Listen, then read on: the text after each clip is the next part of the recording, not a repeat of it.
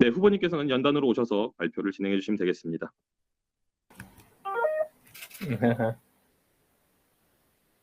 네, 여러분 안녕하세요. 잘 들리세요? 예, 공약 발표를 위해서 저희들은 메타버스가 아니고 메타버스에서 이렇게 또 만나 뵙게 됐습니다. 오늘 또 특히 청년 공약을 발표하는 자리여서 더 의미가 깊은데요. 크게 청년 공약이 5가지 정도가 있습니다. 그래서 매일 하나씩 나눠서 발표를 하려고 합니다. 그래서 오늘은 이제 그 첫 번째 청년 공약 발표를 하려고 하는데요. 제가 준비한 PPT 화면이 있습니다. 그래서 PPT를 보시면서 그 제가 설명을 드리고 그 다음에 또 여기 참석하신 기자분들 질문을 받도록 하겠습니다. 청년은 나라의 미래입니다. 청년이 살아야 나라가 살고 청년이 활발하게 움직일 때 그 사회는 역동적인 사회가 됩니다. 그러나 불행하게도 대한민국의 현실은 그렇지 못합니다. 못난 정치, 못난 정권이 청년의 꿈과 희망을 짓밟고 숨통마저 누르고 있습니다. 문재인 정권의 미친 집값, 거짓과 기만의 내로남불, 반칙과 특권의 불공정이 청년 분노의 시대, 청년 절망의 시대를 만들었습니다. 청년을 살리겠다는 정치권의 청년 인식 또한 저열하기 짝이 없습니다.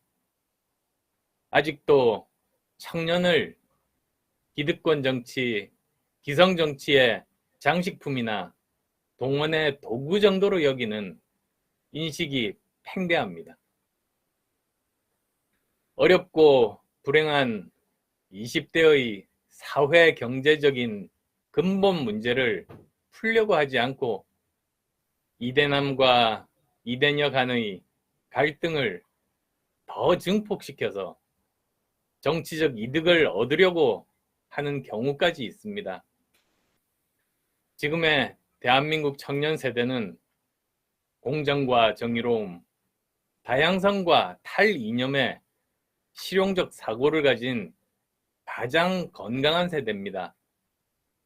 이 똑똑하고 성실한 청년들에게 대한민국은 절망의 땅이 아닌 기회의 땅이 되어야 합니다.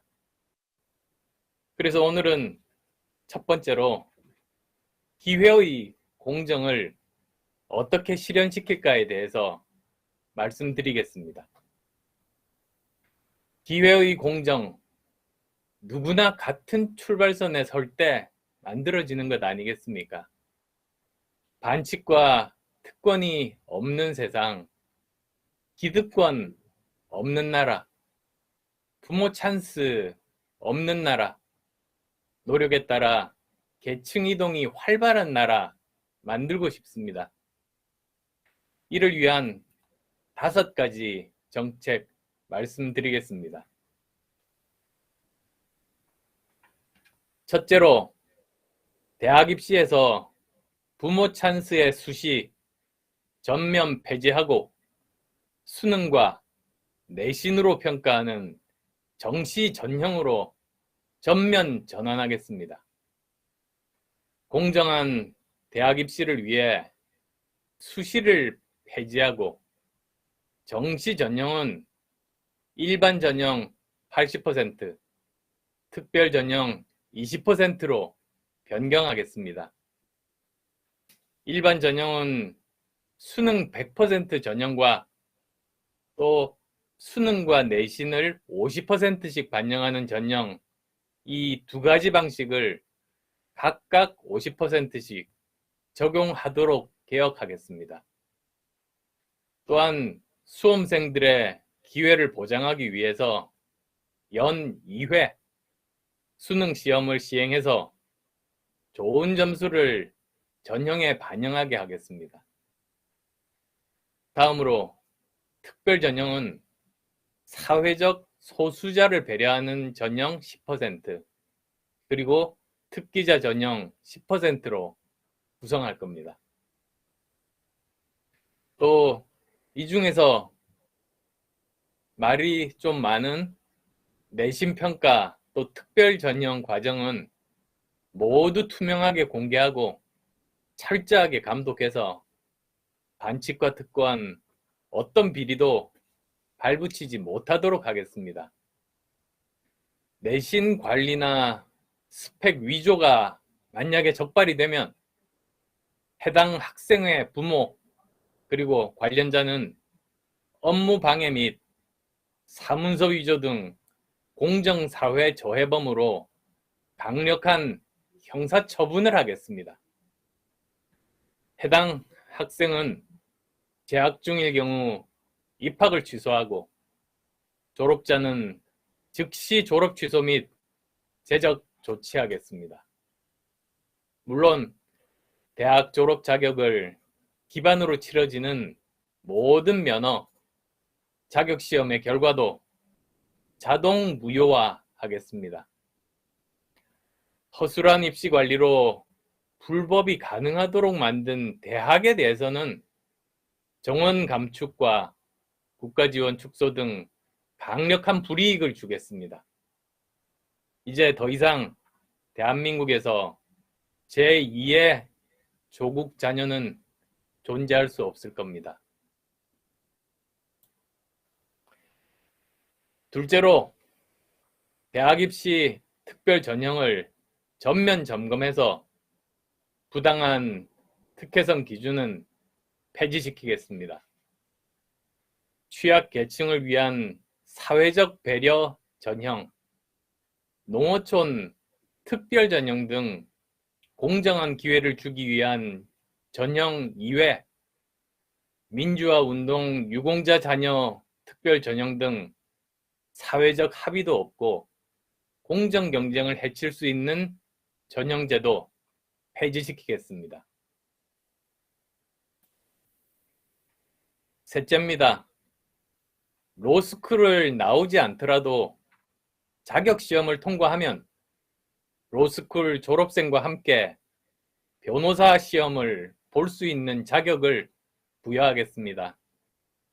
사법시험을 부활하는 것과 같은 효과를 통해서 법조 인력 충원 경로의 다양성을 확보하고 부서진 계층 이동의 사다리를 복원하는 수준을 넘어서 더 튼튼하고 넓은 계층 이동의 계단을 만들겠습니다.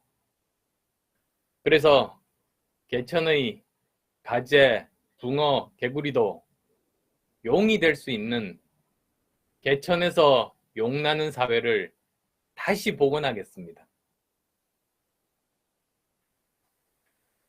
네 번째로 의학 전문 대학원 폐지하겠습니다. 의학은 인간의 생명을 다루는 높은 전문성과 사명감이 요구되는 영역입니다.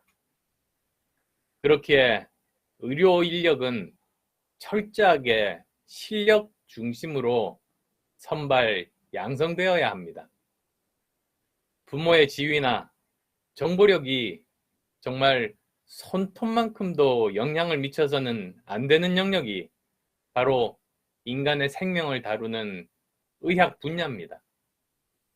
앞으로 다시는 부모의 사회 경제적 지위가 의사 자격을 보장하는 일은 없을 겁니다.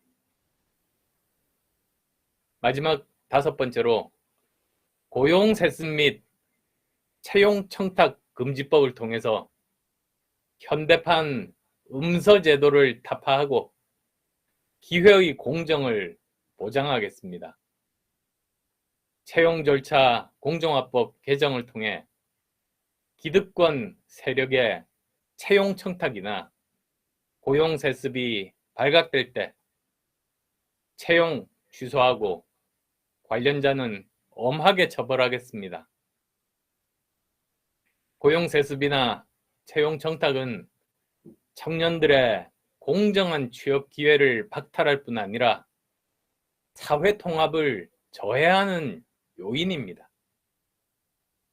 이를 근절해서 공정사회의 기본이 되는 채용의 공정성을 확보하겠습니다.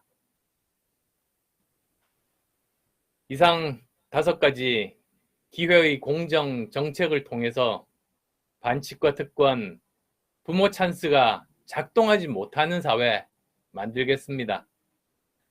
부모의 경제 사회적 지위가 자식의 불공정한 대학 입학과 취업으로 이어지고 기득권이 대물림되는 악순환 반드시 끊겠습니다.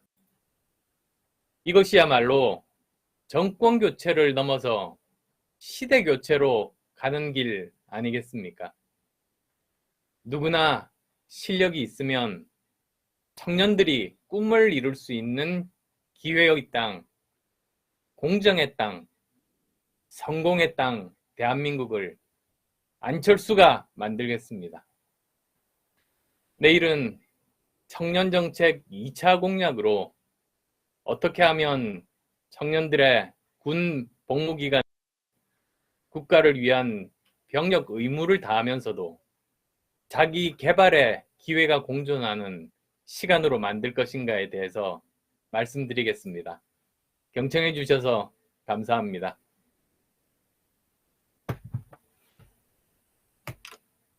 네, 그러면 지금부터 질의응답 시작해 보도록 하겠습니다. 이제 메트로신문의 박태용 기자님 질문입니다. 고용세습 및 채용청탁금지법을 통해 현대판 음서제도를 타파하고 기회의 공정을 보장하겠습니다. 라고 하셨는데 기업의 내부 고발자는 구체적으로 어떻게 보호하실 건지 궁금합니다. 미국에서 현대차 엔진 결함 내부 고발자에게 280억 포상금을 준 것처럼 채용청탁 내부 고발도 포상금을 높이는 방안도 고려하십니까? 라고 질문이 있었습니다. 네, 일단은 그 내부 고발자에 대해서 뭐 기업뿐만 아니라 관공서를 포함해서 규정이 있지 않습니까? 그래서 저는 사실은 뭐 특별하게 이 부분에 대해서 포상금을 높이겠다는 생각까지는 미처 하지는 못했는데요. 일반적인 기준에 따라서 그 내부 고발자를 보호하겠다는 입장은 그것은 분명한 것이고 포상금을 더 높이는 문제에 대해서는 한 번 더 검토해보고 말씀드리도록 하겠습니다. 정말 좋은 제안이셔서요. 감사드립니다. 네, 답변 감사합니다. 다음 질문 드리도록 하겠습니다. 한국일보 박재현 기자님이 질문 주셨습니다. 정시제도가 고소득층 학생들에게 유리하다는 통계도 있다. 입시제도에서 소득에 따른 교육 격차 문제는 어떻게 보완하실지 궁금합니다. 라고 질문 주셨습니다. 네, 좀 말씀하셨듯이 사실은 수능 시험만으로 이렇게 뽑을 때 보면은 뭐 특히 강남이라든지 좋은 학교 쪽이 훨씬 더 입학을 많이 하게 됩니다. 그래서 고민 끝에 제가 그래서 내놓은 안이 수능 100%만으로 뽑으면 그런 문제가 발생하니까 또 다른 방법, 즉 수능과 내신을 반반 50% 50%씩 해서 평가하는 것도 제가 제안했습니다. 그래서 그 2가지 방법을 병행을 하면 그러면 실력 있는 아이들과 그리고 또 지역에서 또는 시골에서 학교를 다니더라도 자신의 그 내신 성적이 좋은 학생들은 기회를 가질 수 있거든요. 그것을 2가지를 병행하겠다고 말씀드린 게 지금 기자님께서 물어보신 바로 그 이유 때문입니다. 네, 다음 질문입니다. 이번 정책의 공정 키워드를 내세우시는 동시에 한편으론 조국 사태를 저격한 것 같은데 이것을 염두에 두신 건가요? 라고 질문이 들어왔습니다. 뭐 제가 조국 사태를 꼭 염두에 두었다기보다는 불공정을 이 청년들이 제일 처음 느꼈던 대표적인 사례이기 때문에 그래서 예로 든 겁니다. 그 이후로도 사실은 여러 가지로 불공정한 사례들이 연이어서 나왔었지 않습니까? 참 불행한 일입니다만 하나의 예로 든 겁니다. 네, 답변 감사합니다. 다음 질문 드리도록 하겠습니다. 청년 공약 중에 대입 공약을 가장 먼저 제시한 이유가 무엇인지, 음, 그리고 정시 예. 확대를 할 경우에 공교육보다 사교육이 비대해질 것이라는 지적에 대해서는 어떻게 보완할 수 있는지 궁금합니다라고 질문 주셨습니다. 두 가지 질문이죠. 그래서 예, 첫 번째로는 왜 대입부터 발표를 했나고 하셨는데 이것은 청년들이 이제 막 대학에 진학하거나 사회에 진출하려고 할 때 처음 부딪히는 처음 자기가 온몸으로 경험하는 불공정이죠, 사실은. 그것이기 때문에 제일 먼저 발표를 해야 되겠다고 생각한 겁니다. 그것부터 해결이 돼야 되니까요. 그 다음에 그 정시 확대할 때 이제 사교육비가 높아지는 문제는 어떻게 해결할 것인가 하고 말씀하셨는데요. 이런 부분도 사실은 여러 가지 방법으로 보완할 수가 있습니다. 그 제가 우선은 크게 보면 이 수능만으로 뽑게 되면 사실은 기자님께서 말씀하신 이런 오히려 저 뭐 강남의 학원가 쪽에 그 높은 그런 비용을 가지고 사교육을 받는 학생들이 성적이 좋고 많이 들어가고 그런 문제가 심화될 가능성이 있거든요. 그래서 저는 그 방법만으로 뽑는 것은 저는 좋은 방법이 아니다. 그래서 이 수능뿐만 아니라 내신도 함께 평가하는 방법을 그렇게 두 가지를 이렇게 내세우는 것이고요. 그리고 이제 제가 대통령이 된다면 이런 부분들에 대해서 사교육비를 낮출 수 있는 여러 가지 방법들을 찾을 겁니다. 근데 제일 간단한 방법 중에 하나가 매년 고치지 않는 겁니다. 매년 입시 제도를 고치는 바람에 그게 선생님들도 고쳐진 제도가 어떤 건지 이해를 잘 못하셔서 오히려 사교육이 더 커지는 그런 결과를 낳았습니다. 그래서 일단 집권 1년차 때 이렇게 대학 입시 제도를 정착을 시키면 이것을 변경하지 않고 계속 지속적으로 나갈 수 있게 그러면 또 자연적으로 사교육은 줄어들게 될 겁니다. 예측 가능하면 사실은 사교육이 줄어드는 효과가 있거든요. 네, 다음 질문 소개드리도록 하겠습니다. 지금 질문을 두 가지를 주셨는데요. 저희가 오늘은 정책 공약 아, 발표 기자 간담회이기 때문에 현안 문제는 저희가 또 다른 자리를 잡아서 설명드릴 수 있는 자리를 마련하도록 하겠습니다. 네, 이투데이 박주상 기자님이신데요. 공약이 세부적으로 잘 짜여진 느낌인데 혹시 청년들이 공약 만드는 과정에 직접 참여했는지 궁금합니다라고 질문을 주셨습니다. 예, 아유, 비밀을 약간 들킨 것 같은데, 사실 저희 캠프에 청년들이 참 많습니다. 그래서, 이런 부분들, 사실은 이 다섯 가지 분야 선정도, 어떤 부분이 가장 먼저 고쳐지면 좋겠냐고 물어봐서 그래서 선정을 한 겁니다. 사실 보면은 뭐 군대 문제도 있고 뭐 아까 말씀드린 여러 가지 청년 문제가 있는데 그 중에서도 가장 먼저 저 입장을 이야기를 해야 될 분야가 바로 이 분야다.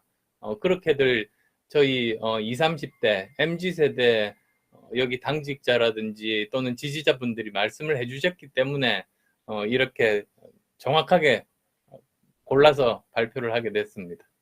네, 감사합니다. 다음 질문 이어가도록 하겠습니다. 네, 아시아경제 금보령 기자님의 질문이신데요. 의학전문대학원을 폐지하겠다고 하셨습니다. 그러나 지방에서는 의료 인력이 부족해 의사 정원을 늘려야 한다는 등 공공의대 설립 정책 등 얘기가 나오고 있습니다. 코로나 시대에도 의료 인력이 부족해 확충해야 한다는 얘기가 들려오는데요. 이런 상황에서 의전을 폐지한다면 의사 부족은 어떤 방법으로 해결하실 예정이신지요? 또한 음, 실력 중심으로 선발 양성돼야 한다고 하셨는데 오로지 높은 수능 및 내신 성적으로만 해야 한다는 것인지 아니면 그 외 고려해야 할 다른 부분이 있어야 하는 건지요? 라고 질문 주셨습니다. 우선은 저 의학 전문 대학원을 폐지해서 아예 없앤다는 뜻이 아니고요. 의학 전문 대학원을 의과대학으로 전환한다는 겁니다. 그러니까 양성하는 의사 숫자는 변하지가 않는 거죠. 지금 다른 의대들도 전부 다 그런 과정을 거쳤습니다. 그래서 의사 정원은 변함이 없다는 점 말씀을 드리고 싶고요. 그 다음에 전체적으로 사실 공공의대 설립 작년에 크게 이슈가 됐었는데 그것에 대해서는 사실 이건 따져봐서 정책적으로 결정을 해야 될 부분입니다.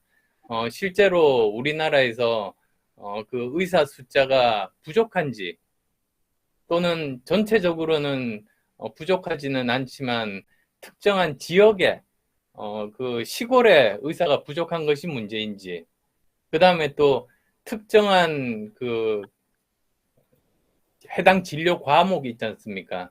그러니까 제일 중요한 게 내과, 외과, 소아과, 산부인과, 내외산소라고 불리는 거거든요. 근데 그쪽에 보면은 자꾸 수련이 숫자가 굉장히 줄고 있는데 거기가 사실은 의사들이 제일 중요한 부분이거든요. 그래서 이 문제를 또 어떻게 해결할 것인가? 사실 이게 문제가 그냥 아마 뭐 의사 전체 숫자만 생각하실지 모르지만 사실은 다뤄야 될 주제가 굉장히 그 복잡합니다. 그리고 이게 중요한 게 뭐 예를 들면 신경외과 의사가 굉장히 힘들거든요. 근데 아무도 안 간다. 몇 년 있으면 이제 없어지면은 어떻게 할 겁니까? 외국 가서 신경외과 수술을 해야 되나요? 아니면 저 동남아시아의 의사들을 수입을 해서 써야 되나요? 그런 일이 생기면 안 되거든요.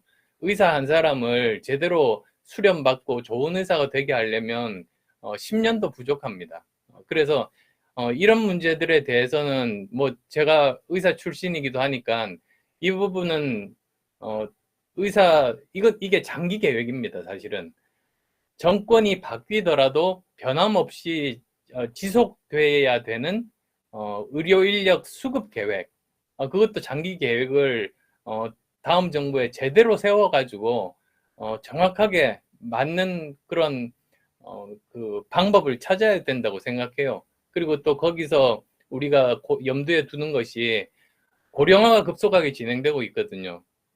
그렇게 되니까 또 그 부분에 대한 의료 인력들, 의사뿐만 아니라 간병 인력이라든지 간호사라든지 여기까지 사실 복합적으로 전부 다 따져봐야지 되는 것이죠. 그래서 그냥 작년에 단순히 의사 수가 부족하니까 공공의대만 설립하면 모든 게 다 해결될 것처럼 말씀하시는 건 이거는 굉장히 사실과 다른 겁니다. 굉장히 복잡하고 장기 수급 계획이 인간의 생명을 다루는 분야니까 어느 분야보다도 중요하다. 그 말씀 드리고요. 그리고 또 앞으로 다음 대통령 임기 동안에 이번 코로나19 같은 감염병이 또 올 겁니다. 왜 제가 이렇게 확실하게 말씀드리냐면 생각해 보시면 이명박 정부 때 신종플루가 있었거든요. 박근혜 정부 때 메르스가 있었거든요. 문재인 정부 때 코로나19가 있습니다. 다음 정부 5년 동안 반드시 또 다른 형태의 다 다른 종류입니다. 그래서 우리가 처음 맞닥뜨리는 감염병이 퍼질 가능성들이 꽤 있거든요. 이 부분에 대한 대비와 함께 전체적으로 이 틀을 전체적으로 정비를 해야 된다. 인력 수요와 의료 전달 체계까지요. 그렇게 말씀드릴게요. 이 부분은 제 전공이다 보니까 약간 너무 길게 말씀드린 것 같긴 한데요. 어쨌든 그렇고요. 그다음 두 번째로는 과연 그 실력 중심으로만 선발해야 되느냐. 사실 이런 게 고민 아니겠어요. 이건 의사뿐만 아니고요. 다른 분야도 마찬가지입니다. 사실 그냥 성적 좋은 순서대로 사람 뽑는 게 과연 옳은 것인가? 그게 꼭 사실 저도 답은 아니라고 생각해요. 지나친 능력주의로 가면 그 폐해가 많거든요. 그래서 그거를 보완하기 위해서 나온 것이 바로 소수자 배려하는 전형 제도입니다. 미국 같은 경우에 그런 일이 있었죠. 미국의 옛날에 법대에서 학생들을 뽑을 때 성적 순으로 뽑았대요. 근데 대부분 성적 좋은 사람들은 백인이고 흑인들은 성적이 나빠서 거의 다 대부분 백인만 뽑았던 겁니다. 근데 그러면 안 되겠다고 생각해서 그 흑인을 몇 퍼센트는 성적이 나쁘더라도 성적이 더 좋은 백인은 안 뽑고 성적이 좀 더 나쁜 흑인을 뽑았답니다. 그렇게 소수자를 배려해서 뽑았거든요. 그러고 나서 20년이 지나가지고 다시 조사를 해봤답니다. 과연 그렇게 해서 법대를 졸업한 사람이 그 미국이죠. 미국 사회에 얼마나 공헌을 했는지 보니까 차이가 없더래요. 오히려 다양성 측면에서 훨씬 더 사회를 위해서 공헌했다는 겁니다. 그래서 확실히 알게 됐죠. 이 흑인들이 성적이 나빴던 이유는 기회가 없었기 때문이지 재능이 뛰어나지 못했다거나 노력이 부족해서가 아니었다. 그러니까 같은 출발선상에 선다는 게 있잖아요. 그게 수능 시험만 쳐서 1등, 2등 순서로 뽑으면 되는 게 아니고요. 기회가 적은 예를 들면 농어촌 전형이라든지 또는 그 사회 경제적인 약자 특별 전형 같은 경우가 바로 그겁니다. 출발선에 같이 서 있지 못하는 사람들에게 성적이 나쁘더라도 기회를 주는 게 그게 또 특별 전형이거든요. 그 둘을 이렇게 함께 하는 게 지금으로서는 최선의 방법 아닌가 싶습니다. 그래서 의과대학생들도 이제 신입생들도 그런 기준으로 뽑고 다른 전공도 마찬가지로 그렇게 뽑자는 게 제가 오늘 발표에서 드린 말씀입니다. 네, 이 질문을 주신 금보령 기자님께서는 이 사안에 대해서는 더 이상 꼬리주문이 달리지 않을 정도로 완벽한 답변을 해주셨습니다. 감사합니다. 네, 저희가 그 공약에 관련한 질문은 모두 소화를 할 예정이라서요. 네, 다음 질문 또 소개드리도록 하겠습니다. 네, 2대1 권호석 기자님이신데요. 그 로스쿨을 나오지 않더라도 변호사 시험을 볼 수 있다는 자격 시험이 기존 사법 시험과 구분되는 특징이 있다면 무엇인가요? 난이도, 문제 유형에 있어 차이를 두겠다는 것인지요? 라는 질문입니다. 그러니까 우선 지금은 로스쿨을 졸업하고 그 다음에 변호사 시험을 보지 않습니까? 그래서 로스쿨을 졸업을 해서 학점을 따서 졸업을 했더라도 이 변호사 시험에 합격되는 분도 있고 안 되는 분도 계세요. 그래서 사실은 그 로스쿨을 졸업하면 기본적으로 어느 정도 그 갖춰야 되는 지식들이 있는데 그 정도 수준의 예비 시험, 자격 시험을 신설하자는 겁니다. 그래서 그 시험을 통과하면 로스쿨을 졸업하지 않은 분들도 로스쿨을 졸업한 분들과 거의 비슷한 실력을 가지게 되니 그분들은 같이 변호사 시험을 치면은 그게 새로운 기회의 사다리를 하나 더 만들어 드리는 것이다. 그 뜻입니다. 네, 로스쿨 관련해서 질문이 더 들어와 있는데요. 네, 경향신문 조문희 기자님께서 로스쿨은 도입 취지 중엔 법조 다양성 확대도 있었는데요. 입시 공정성이 다양성보다 더 중요하다고 보시는지요? 조화시킬 수 있는 방안이 혹시 있으신 건지 궁금합니다. 라고 질문을 주셨습니다. 예, 사실 지금 우선은 공정성이 너무나 문제가 많이 돼서 이 공정성에 대해서 집중해서 오늘 말씀을 드렸습니다만 말씀하신 대로 다양성이 정말로 중요하거든요. 그거는 모든 직업군에서 사실은 마찬가지입니다. 어떻게 다양성을 이제 그 확보할 것인가? 그 중에 한 방법이 또 제가 오늘 말씀드린 이 방법이 될 수 있는 거죠. 로스쿨을 졸업하시지 않더라도 자격 시험을 통과하면 변호사 시험을 볼 수 있게 하는 것도 다양성을 확보하는 방법 중에 하나가 될 수 있거든요. 그 다음에 또 사실은 이제 로스쿨의 입학생들 있잖아요.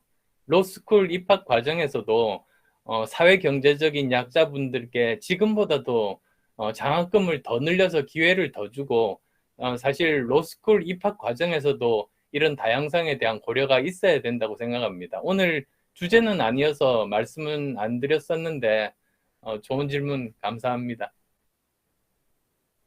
네, 그 좋은 질문을 주신 경향신문 조문희 기자님께서 또다시 한 가지 질문을 주셨는데요. 네, 청년 기본소득, 청년 도약 계좌처럼 청년의 자금 지원하는 정책은 따로 없으신지도 궁금합니다. 그리고 없다면 이재명, 윤석열 후보의 정책을 어떻게 평가하시는지요? 라고 질문이 와 있습니다. 그 질문은 저 청년 정책이 5개가 있다고 말씀드렸잖아요. 그거를 제가 다 발표한 다음에 말씀드리는 게 설명이 훨씬 더 쉬울 것 같습니다. 네, 그럼 아마 마지막 질문이 될 것 같습니다, 후보님. 네, 파이낸셜 뉴스 전민경 기자님인데요. 청년층의 절반 이상이 현재 지지하는 정당이나 후보가 뚜렷하지 않은 부동층인 걸로 나타나고 있습니다. 원인을 어떻게 분석하고 계신지, 이제 더불어민주당과 국민의힘이 청년 공약을 열심히 내고 있음에도 양당을 선뜻 선택하지 못하는 이유가 무엇이라고 보시는지 궁금합니다. 라는 질문입니다. 정치에 대한 불신 때문 아니겠습니까? 사실 지금까지 정치인들이 선거 때만 말을 하고 공약 실제로 안 지킨 경우가 얼마나 많습니까?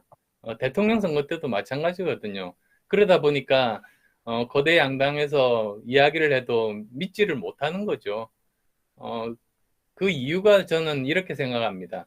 보통 이제 대통령 선거에서 그 공약을 후보가 사실은 함께 논의 테이블에서 전문성이 좀 없더라도 직접 논의 과정에 참여해서 모르면 질문도 하고 하면서 공약을 만드는 게 제일 이상적인 방법이거든요.